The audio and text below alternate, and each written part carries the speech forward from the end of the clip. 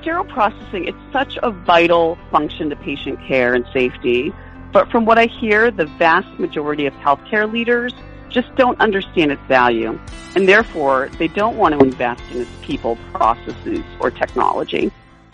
Beyond Clean offers a creative look into the inner workings of a healthcare industry committed to getting it right every instrument, every time. Join us every week as we explore the hidden world of one of the most important aspects of safe surgical care. And now your hosts, Michael Matthews, Hank Balch, and Justin Poulin.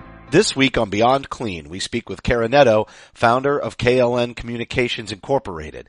She established the company in 2005 to offer healthcare companies and organizations strategic, results-oriented communications support that is delivered with integrity, reliability, and efficiency. She has nearly 20 years of experience as a healthcare writer, having served MedTech and Pharmaceutical Manufacturers, healthcare industry software solution and service providers, and industry associations. Since 2013, she has served as the features editor for Healthcare Purchasing News magazine, covering topics related to the operating room and central sterile processing departments. This periodical is one that I think everybody out there subscribes to, and if you don't, you definitely should. They've taken a great interest in sterile processing. I've actually contributed to a number of articles, as has Hank. And now today we're going to talk about their annual survey for sterile processing professionals' salaries, which is a hot topic in the industry, Hank, and I'm excited to go over some of the details as well as general insights from Kara's career. The survey, obviously, huge topic every year when it comes out, and it's a huge topic every day in the life of frontline technicians. I'm excited to get into that. As you mentioned in the second segment, to also get to some tips and perspectives on how, if you're interested in getting into healthcare writing and in particular sterile processing content creation, how to do that or get these insights from a true expert. Super excited that Kara agreed to come on the show with us, and I'm looking forward to talking to her today.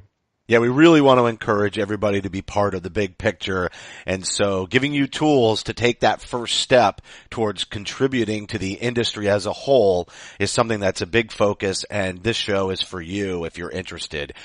Also, got a big announcement. We've been telling you about it, and we have had an enormously positive response. But during this year's 2018 ISHM Annual Conference and Expo in Phoenix, Arizona, Beyond Clean will be hosting an RSVP-only event entitled Packaging Method Myth-Busting.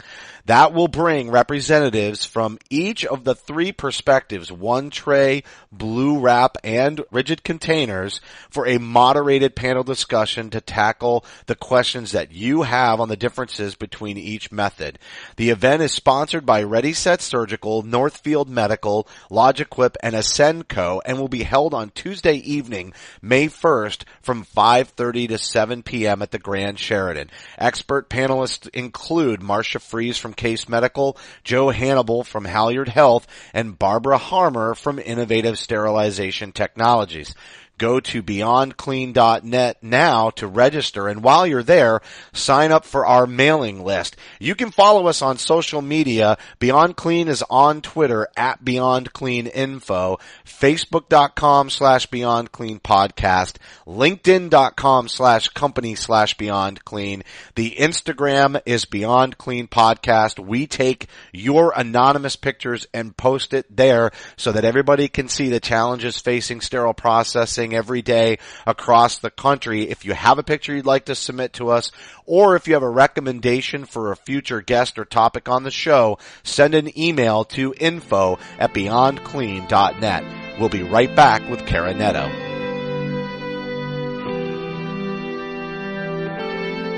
Joining us now is Kara Nadeau, founder of KLN Communications and features editor for the Healthcare Purchasing News. Kara, you've got a great article in Healthcare Purchasing News. We're excited to talk to you about it, and welcome to the show. Thank you so much. I am very honored to talk with you about the survey. Healthcare Purchasing News has a tagline, Clinical Intelligence for the Supply Chain Leadership, and I wanted to talk to you, maybe start the interview discussing the why behind Healthcare Purchasing News' decision to place an emphasis on sterile processing in their periodical. It goes back quite a few years. HPN began covering the sterile processing space in late 1977, called Purchasing Administration, and it was the only magazine to cover CSPD operations. Purchasing Administration went as Hospital Purchasing News, and they debuted the CS Monthly as a section because the editorial team really recognized the importance that the department played in healthcare. And it was actually the first carve-out section of the magazine. And if you take a look back at the magazine's archives, it appears that at that time there was an increasing concern regarding surgical instrument cleaning. In the January 1992 issue, there was an article in a series on endoscopy. The same issue also dug into the CDC's recommendation for manual scope processing and FDA protocols. That issue also included an interview with Mary Margaret Reithert, and she was described as a CS veteran and consultant. She said that a new group was forming, the American Society for Testing Materials, the ASTM, and that they were testing disinfectants. What was also in that issue was the Association for the Advancement of Medical Instrumentation, AMI, had just launched a new working group to develop testing protocols for reusable medical devices. So the new CS Monthly section at that time was really full of CS stories, as well as CS supporting advertisers, including HPN's support for the Isham Viewpoint column each month. To date, HPN, which is now Healthcare Purchasing News, is the only magazine to offer continuous coverage of sterile processing operations in the industry. We're going on 41 years. No one else can claim that. That's excellent. The salary survey, I know, is a little bit more recent. It definitely doesn't go back 41 years, but I'm sure we would love to have that data. But maybe talk about the background of the survey, how it's implemented, and how many years you actually have been doing it. So this is our 23rd year conducting the survey. The first survey took place in August of 1995. And it's great to be able to look back on that data because back then, the average salary for CS directors was about $41,000 a year. And the average annual salary for CS technicians was about $19,000. Today, all these years later, we still send out the annual survey to our opt-in sterile processing subscribers and compile the responses. And our typical response rate is between 18 and 25%, which is pretty good. That is a great response rate. I know folks, when they get that in their inbox, the year after year information in this survey, they realize that it's that much more important to respond so that that data gets out there into the masses. I guess that works into our next question here. Can you talk a little bit about that importance of this particular discussion, the salary survey in the sterile processing space, and why HPN has decided to do this now every year? So I have to say this is my favorite article of the year because I always have so many sterile processing professionals wanting to comment on the results and the trends. This year, I actually ended up having to turn a few people away because I went way over my word count with the article. But I hated to miss out on their insights, so I invited them to provide commentary for upcoming articles instead. You know, the survey is really a great way to gauge trends in the profession, including salaries, certification, education, and it uses both the data and real-world insights from those individuals working in the profession every day. We also select a sterile processing department of the year and publish an article on that team, which is also a great way to highlight the latest trends in action. It also shows the growth of technology use within the sterile processing world, which requires training and education. Kara, early on in the Beyond Clean podcast, we actually had Allison Sonstally on from the Sanford Health System up in North Dakota, who was a previous winner of the Department of the Year award from HPN. So all along, even the podcast, you know, HPN has been there in the background. We know the great work that's been going on there, and we've talked about the awards, but we've always had on the radar now to dig into what these trends are that you mentioned that are coming out of the survey, because it is such an important aspect of the future of our industry. So if you would, take a little time and kind of walk us through what you're seeing in the 18 survey. It's so exciting each year to get that spreadsheet from Chris Russell, our publisher, and the rest of the team and start digging into that data to see how it compares to the previous years. One of the things that we saw was a modest increase in the average annual salary for sterile processing professionals. It was up from $57,000 in 2017 to about $60,000 in 2018. And what's interesting is that we've received feedback from sterile processing professionals that this average salary seems rather high compared to what they're experiencing. So we did a little bit of digging into the data, and we found that one reason why this might be the case is that we have a rather high percentage of respondents in the upper-level management categories. So we have nearly 40% of respondents this year with CSPD director or manager positions. That could be one of the reasons why the average salary is somewhat higher than what folks are actually experiencing out there. One of the things that we noticed in this year's results was that the OR liaison and educator roles reported the biggest salary hikes, with 32% and 22% gains respectively. We did some digging on this as well to find out why it happened and discovered that these respondents in these categories and these positions had higher education levels compared to those who took the survey in 2017. And that could be one of the reasons why we saw these significant leaps in pay. Speaking of education, as in past years, the higher level of education achieved, the higher the annual salary in the CSPD profession, according to the survey results. So those with postgraduate degrees reported the highest salaries, an average of $88,190 annually. That's a sharp contrast with sterile processing professionals with only high school diplomas, who earned an average of about $51,000 annually. What we've seen is that as the CSPD professional climbs the education ladder from high school to diploma to an associate's degree and next to a bachelor's degree, his or her salary increases approximately $10,000 annually, according to the survey results. You know what's funny about that too, Kara? I'm going to quote Hank from the article himself. He says, "It's no secret we have a compensation problem in our industry. As with all economic issues, however, there's no easy fix to bring compensation of CS professionals in line with the value that they provide the hospital. And we know many times the certification efforts at the state level to require certification, one of the biggest concerns is that requiring certification would increase the compensation for the CS professionals, and that would hit the budgets of the hospitals that are trying to tighten things. And what we've always touted on this show is that obviously there's greater value from higher educated technicians or certified technicians. I noticed though that it's not really related to the certification, those hikes, that it's actually related to what level of post-high school college they have had. It is really what results in the increased pay. So it's an important distinction in this debate to make, that requiring certification doesn't necessarily result in the hike. What we are seeing is that people with, higher levels of education are getting into sterile processing, and that may be where the increases are resulting, which is a good thing.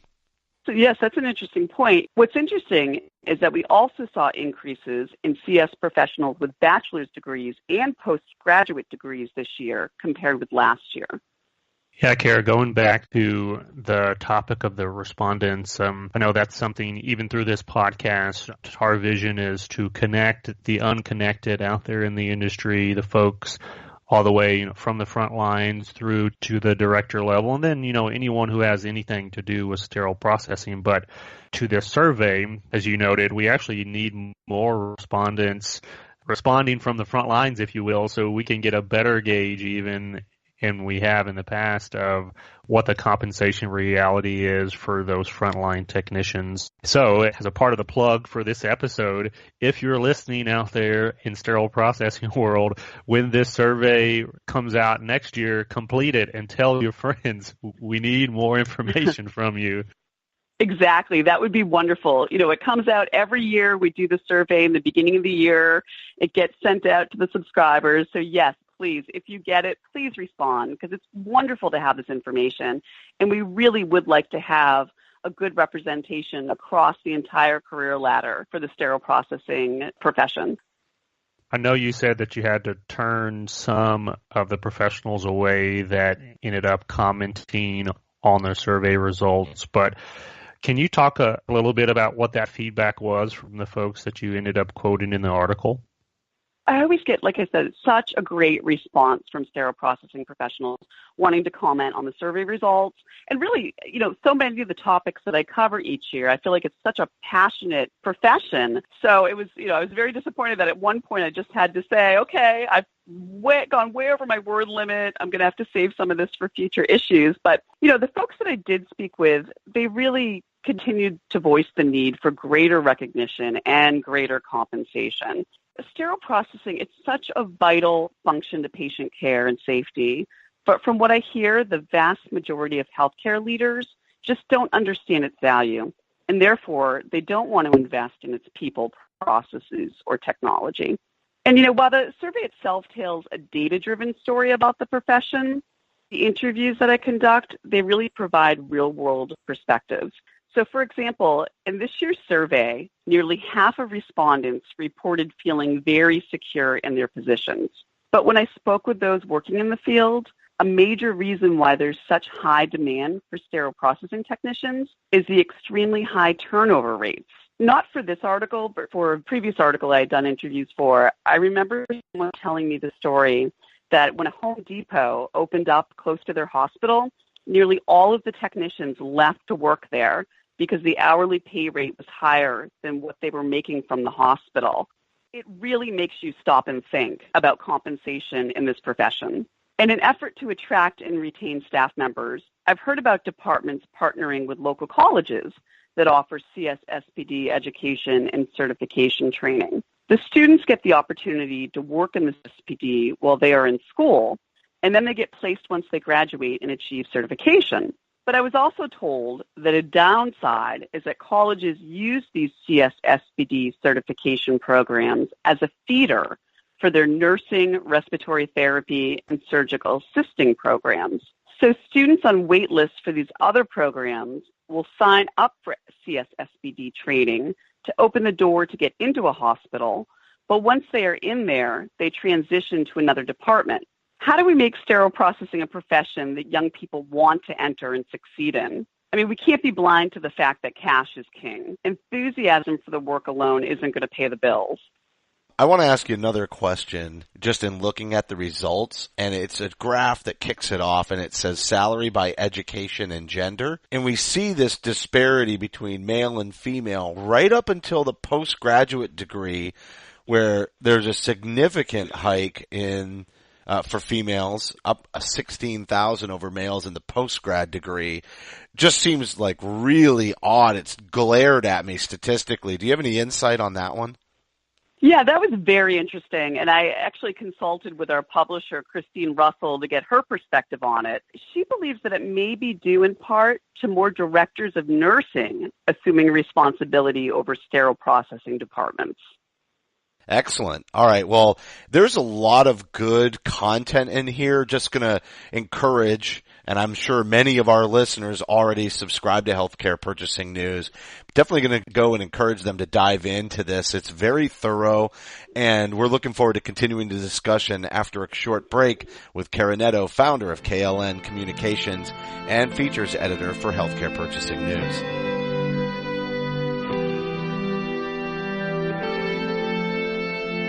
We're back with Kara Nadeau, founder of KLN Communications and features editor for Healthcare Purchasing News.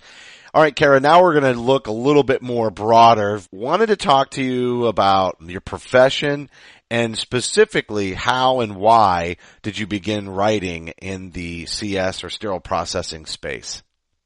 So I've been in healthcare communications for nearly 20 years. But I started my career on the other side of the editorial fence as a public relations consultant. So I first met the Healthcare Purchasing News team while I was working at Mullen Advertising, which is a Boston-based agency. And at the time, I served as a consultant to life science companies, mainly medical device manufacturers. After leaving Mullen, I spent a year working in life sciences for another Boston-based agency, and then I decided to launch my own public relations consultancy, which is how KLN Communications was born 12 years ago. Writing has always been my passion, so over the years, I've moved away from what many would call traditional public relations services, such as media pitching, so I can focus more on content development work for clients, including articles, white papers, case studies, marketing materials, social media content, etc. I've also broadened the scope of my client base to include not only medical device manufacturers, but also healthcare software solutions providers and industry associations. I've established a strong niche in the healthcare supply chain world, writing about topics including process automation and data standardization. It was in early 2013, healthcare purchasing news publisher Chris Russell asked if I would like to join the editorial team as a features editor covering sterile processing topics. I've always had such tremendous respect for Chris and the magazine and its staff members, so I was very honored to join them. At the time, I really had no experience with the sterile processing world, but because I had knowledge around device manufacturing and supply chain processes, I was excited to learn about this important element of the device life cycle. Here I am 5 years later, and I love writing about the CSPD space. The processes are so complex. The technologies to perform them are amazing. But what I've been most impressed by are the professionals who perform this function so critical to patient care and safety. I've mentioned to you before when we've chatted on the phone that there are so few folks in the industry who are writing about sterile processing related topics on a consistent basis. Or, as you do often, give a platform for those in the industry to get their ideas out, even like you did with the salary survey. So I voiced my respect for you before, but I want to say it again. Thank you for what you do for us, because you really do give that voice in a way that, maybe we can't exactly say it as professionally as you say it, but we know that needs to be said. And I want to thank you and everyone else that I've spoken with in the sterile processing profession, because without those personal, real-world insights, the articles wouldn't be as relevant. I mean, we really need to have folks who are willing to talk about this and what happens in the sterile processing field. So I just want to thank you folks and everyone else who's been willing to be interviewed. And I just encourage everyone to, continue to be willing to voice your thoughts on the industry.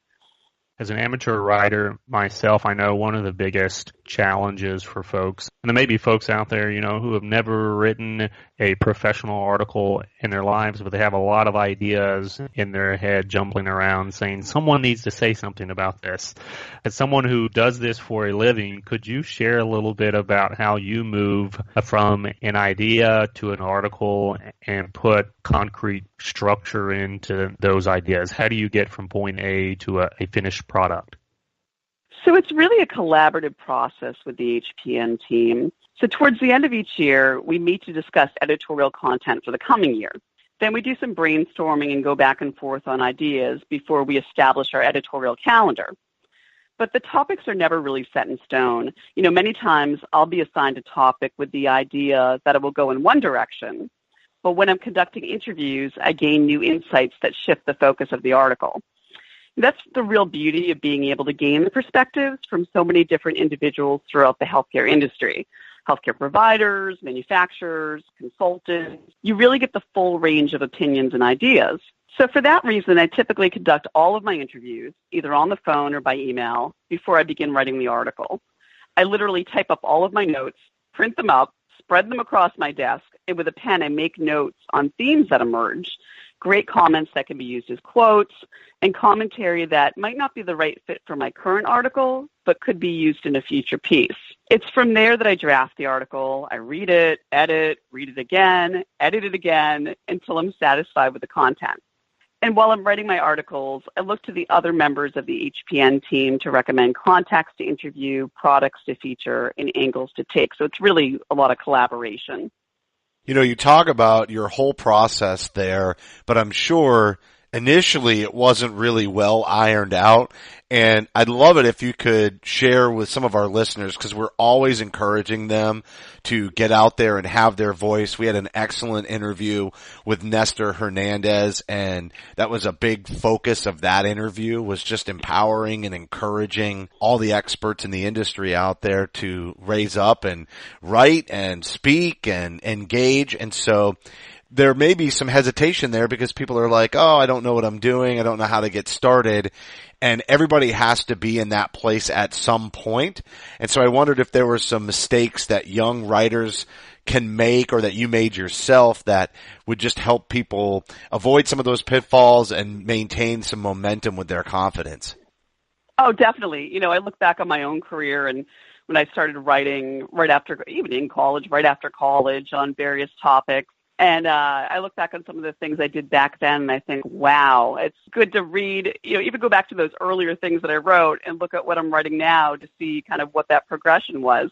Back in my agency days, I managed interns and younger individuals entering the profession, and I found that a lot of them made the same mistakes that I made. Plagiarism is a huge problem, and I know that sounds horrible, but it's not usually intentional. It's rather done out of inexperience.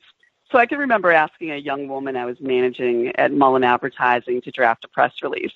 And when I took a look at it, I realized she had copied paragraphs out of previous releases that I had written for this client and just pasted them into her release. While it's harder to develop original content, young writers really have to use their own thoughts and language. There are cases certainly where we need to use boilerplate language or specific wording for legal and regulatory reasons, particularly when writing about life sciences products. But beyond that, the writer really must use his or her creativity, because that's what writing is really all about. Another problem that I've seen, and I experienced myself early in my career, is the use of canned quotes. And this is something that I really struggled with for years. I can remember writing for one specific client when I was in my early 20s, and their head of marketing approached me during a trade show to tell me how much he hated the quotes that I wrote for him. It's actually quite funny because all these years later, I'm his go-to person when he needs medical device communication support. But back then, I was so afraid to go outside the box. I started each quote that I wrote for him as, we are greatly pleased to ... And this client, he really forced me to go outside my comfort zone and think about what he would actually say on the specific topic at hand.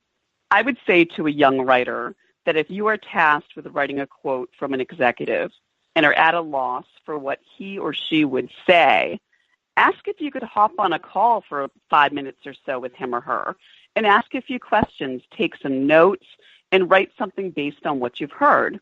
That's really more of a Marcom public relations challenge, since in the editorial world, we try to accurately capture what an individual actually said when we quote them in an article. But even then, it can be challenging to effectively capture their personality in the words. I guess that brings me to another point. Young writers really need to be proactive. I can't tell you how many times I've had young professionals who were tasked with writing something come back to me and say they couldn't do it because they didn't have enough information, didn't understand the topic, or didn't know what direction to take. To be successful, you have to take initiative and get what you need to get the job done. Pick up the phone and call someone or shoot them an email with some questions. When I started my career, the internet was in its infancy, but today a writer can find whatever they need online. I realize that healthcare writing is challenging because there are an abundance of technical terms and acronyms. If you're struggling, just look them up online or speak with someone to get some clarification. The other thing I would recommend is always keep a copy of the Associated Press style book on your desk. I always have mine close by. It may seem old school, but there's so many times during the course of a month where I pick that up and have to look up something like a state abbreviation or how to use a phrase a certain way or a technical term. It's always so great to have that right near me. And, lastly, I'd say writing about healthcare topics and technologies is a constant learning process. But that's what makes it really exciting and such a fulfilling career. Those are fantastic tips there, Karen. I think the only thing that I would add is if you want to become a better writer, become a better reader and read the folks that you respect in the industry when you see an article come out and kind of touch you find more articles from that author, not necessarily, style yourself after them, like your reference with the plagiarism. You don't want to become another one of those. You want to find your voice, like Nestor was talking about in our previous episode. But the more that you read and the more insights you see, how folks tie in those quotes like you referenced and how they engage with particular ideas, that gives you more and more firepower and perspective when you sit down to write your own. So you're not trying to reinvent the entire wheel here. It is in that same zone of what is the typical writing style for this industry in sterile processing, and then how would you replicate it on your own. To that point, a question now in the social media age is always for writers to say, how do I create a viral article, or how do I create viral content in particular in the sterile processing space? How would you respond to that question? So Chris and I had a call on this topic last week. Chris is the Healthcare Purchasing News publisher, and we both agreed that what makes a CS article viral are truth and disclosure.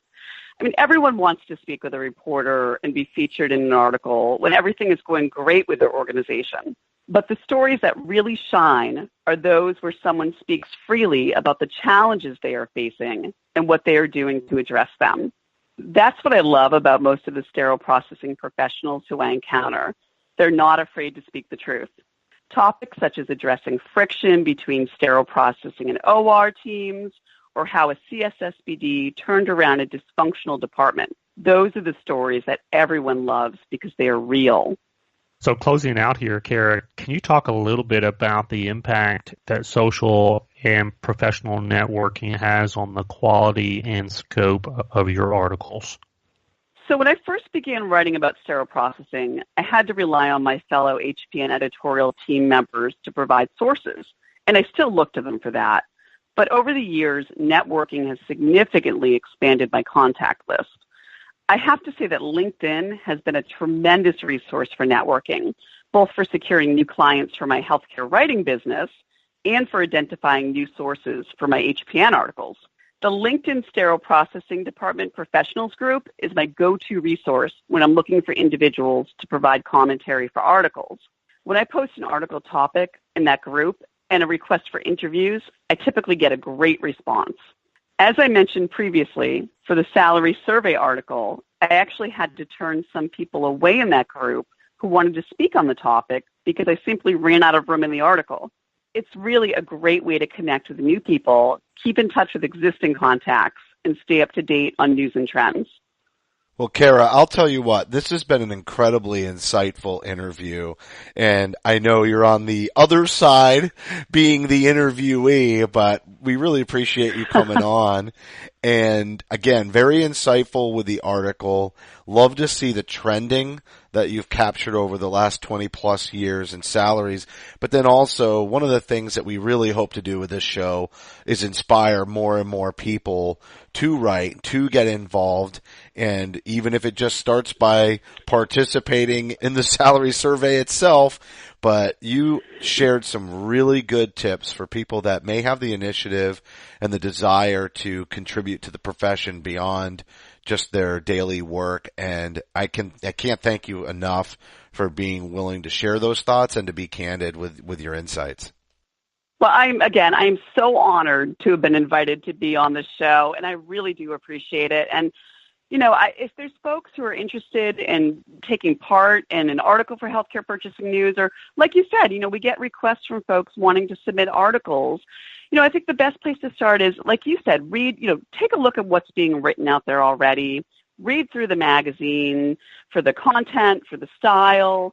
And, we really do encourage people to participate in whatever way. If you want to submit an article, participate in the survey, if you want to be interviewed for an article, we really need those real-world perspectives from sterile processing professionals. And it's really those perspectives that make these articles shine. So I do encourage folks to participate. That was Kara Nadeau, founder of KLN Communications and features editor for Healthcare Purchasing News.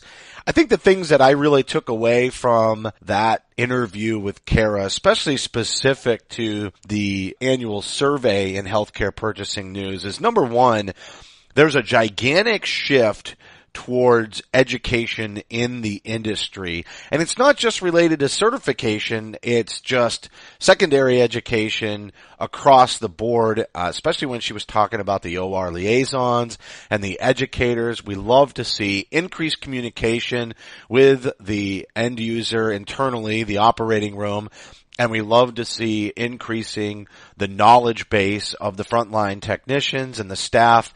And those educators can also be a liaison of sorts to the OR as well. So that's a good shift that I think helps support required certification and getting that across the board at states all across the country.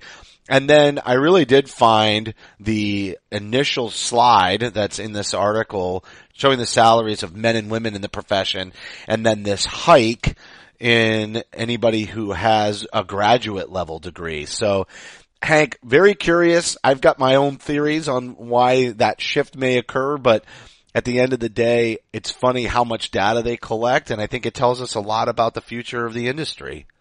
Yeah, isn't it funny, Justin, that the concept of data came up again in this interview, as it almost always does in our episodes.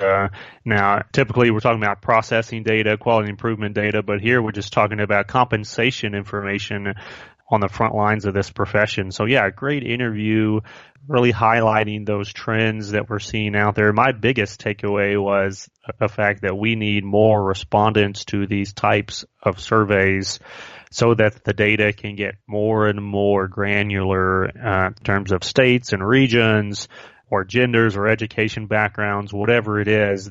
More voices that stand up and say, this is what we're getting paid and this is why, the better that this kind of information will be for the industry. We talk all the time about education as well as the data analytics, and that's what we're really saying is we need industry educators, not just department educators, but people who will get involved and produce content and help raise the awareness of the challenges that face sterile processing every day, and we want others to get involved, and so there you go. It's exactly what needs to happen, and I think Kara definitely shared some great tips for that. That's going to do it for this week's show. As a reminder, you can help support us by subscribing to Beyond Clean on iTunes and Stitcher. We'd appreciate a rating and a review because your feedback is important to the success of the show. And if you do have any topics that you'd like us to cover on a future episode, or if you'd like to share a picture anonymously on our Instagram page, just send an email to info@beyondclean.net. On behalf of Hank, Mike, and myself, thank you for listening to another edition of Beyond Clean.